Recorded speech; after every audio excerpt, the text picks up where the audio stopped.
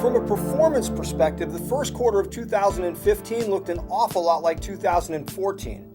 There were lots of twists and turns, but in the end, most assets generated positive performance from stocks to bonds. One of the themes underpinning that performance is the belief that monetary policy accommodation will continue and expand throughout the world. And two themes underpinning that notion are ones we've shared before: moderate levels of global growth and low levels of inflation in the developed and the emerging markets. Central banks continue to respond to this. Over 20 cut rates in the first quarter alone. However, I want to talk about three that probably won't cut this year.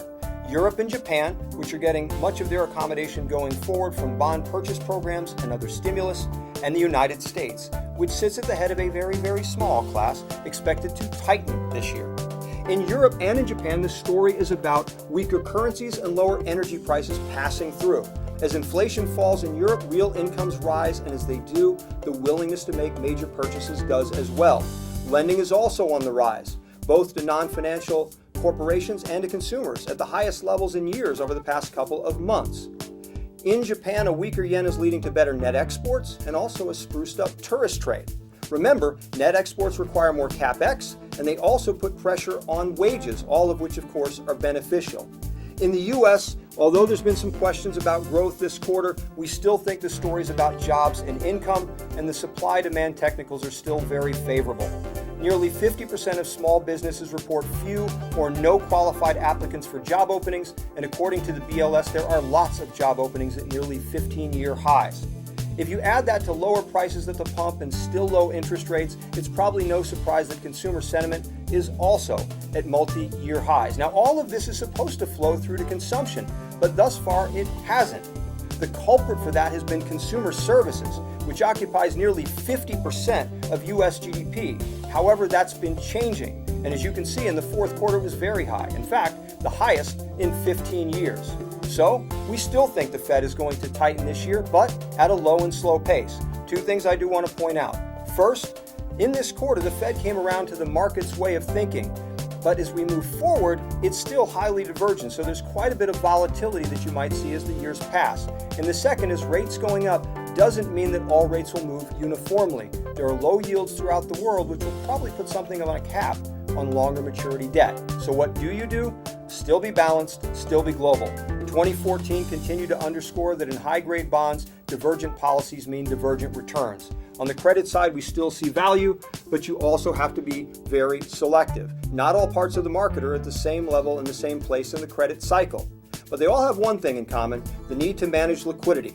The cost of transacting in a bond, particularly in difficult markets. So in building a fixed income portfolio today, I've got traditional rates and credit, but also liquidity.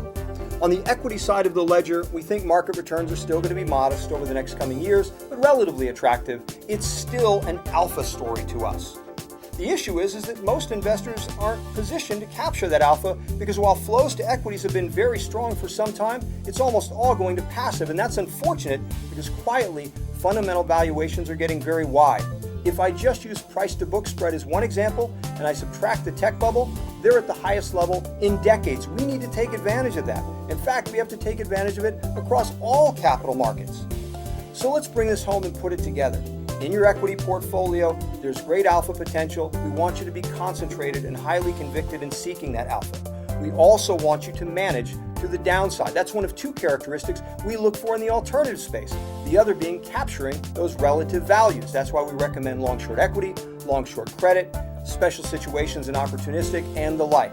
In fixed income, it's still about being balanced, and you also see that in our last entrant in alternatives, risk-balanced fixed income. You know, if you look at this pie chart, you're going to see risk-reducing and return-seeking elements, and that's where our balance comes from. But they both share one critical need today, and that is the need to be active. As investors, we have to take control of the risk that we want to take, manage that risk to the downside, but also capture the opportunities we've been talking about. So remember, for all of us, the buzzword is active, and if we do that, we will be well positioned as we move forward through the coming years. As always, I'd love to thank you for joining us. It's always a pleasure to be with you, even by video, and I look forward to seeing you next quarter.